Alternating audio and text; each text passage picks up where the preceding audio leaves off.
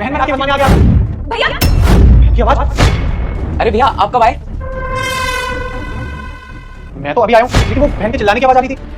अरे नहीं भैया, भाभी की आवाज कैसे आएगी? और वो तो अभी ऑफिस के लिए निकल गई। जॉब के लिए निकल गई, पर मेरी तो उससे अभी बात हुई थी। उसने बोला मैं घर पर हूँ। एक मिनट मैं उसे भी कॉल करता हूँ। अरे भैया वो ना भाभी अपना फोन घर पर ही छोड़ गई है। वो ना ऑफिस में थोड़ा काम था तो इसलिए उनका फोन जल्दबाजी में घर पर रह गया। अब भैया आप तो जानते ही हो, जब से भैया की डेथ हुई है उसके बाद से भाभी हैं जो घर का खर्चा चलाती हैं। हाँ, पर आज तो रक्षाबंधन था ना, तो उसे घर पर रुकना चाहिए था। पता नहीं अब मुझे कब फौज से छुट्टी मिलेगी और कब मैं उसे मिल पाऊंगा। अरे क्या कर सकते हैं भैया, भाभी की भी मजबूरी थी। कोई नहीं, जब वो घर पे आएंगे ना तो मैं उनको बोल दूंगा आपको कॉल कर ले। अच्छा ठीक है, मैं चलता हूँ। बहू, जब तुझसे मना किया था कि रक्षाबंधन पर अपने भाई को मत बुलाना, तो क्यों बुला तूने? ससुर जी आप मेरे साथ ऐसा क्यों कर रहे हो? और आप देवर जी, आपको तो मैं अपने छोटे भाई की तरह मानती हूँ। और आप भी। चुप कर। एक तो तू मेरे बड़े बेटे को खा गई, ऊपर से तेरा खर्चा भी हम उठाए। तुझसे हमने 1000 बार बोला है कि अपने भाई को बोल कि हमें पैसे भिजवा दिया करे, पर तू है कि मानती नहीं है। आप दोनों ये कैसी बातें कर रहे हो? उनकी कार एक्सीडेंट में मौत हुई थी, हादसा था वो एक। तो आप दोनों उसके लिए मुझे दोषी कैसे ठहरा सकते हो? और मैं कमा तो रही हूँ, घर चला तो रही हूँ अच्छे से। इतना सब करने के बाद भी आप दोनों मुझे बोल रहे हो कि मैं अपने भाई से पैसे मांगू, उससे परेशान करूँ। और देवर जी, मैं आपकी पढ़ाई का पूरा खर्चा उठा रही हूँ घर चलाने के साथ ही, ताकि आप अपनी जिंदगी में कुछ कर पाओ, कुछ बन पाओ। सुन, अब ना तू मेरे सामने फालतू जबान न चला। मैं तुझसे कह दिया ना कि तुझे अपने भाई से पैसे मांगने मतलब मांगने हैं। ये कैसी बातें करे जा रहे हो आप दोनों? अरे मेरे भाई का फर्ज थोड़ी है कि वो मेरा घर चलाए, मेरी गृहस्थी देखे। उसकी खुद की भी इतनी सारी जिम्मेदारियां हैं। अब एक छोटी बहन और बाकी है जिसकी शादी करानी है, तो मैं उससे कैसे इतने सारे पैसे मांग लूं?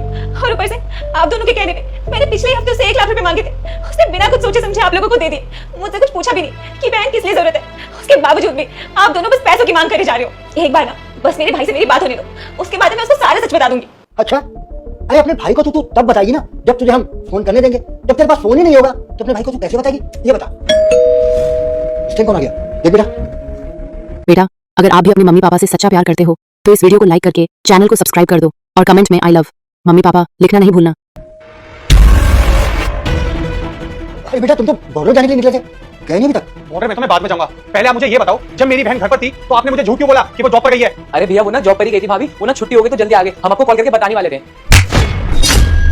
तू तो चुप ही खड़ा रहे।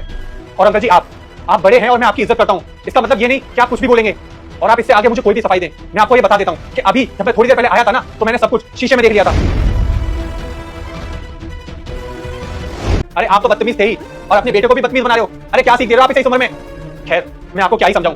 सारी गलती मेरी है कि मेरी बहन विधवा होने के बाद भी इस घर में रह रही है। काश मैं उसे पहले अपने साथ ले गया होता तो ये सब ना हुआ होता।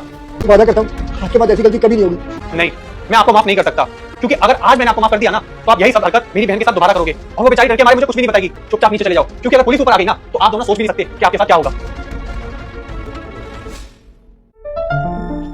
मुझे माफ कर दे, मेरी गलती की वजह से तेरी हालत हुई। आज मैं अपने साथ घर ले गया, तेरी हालत नहीं होती।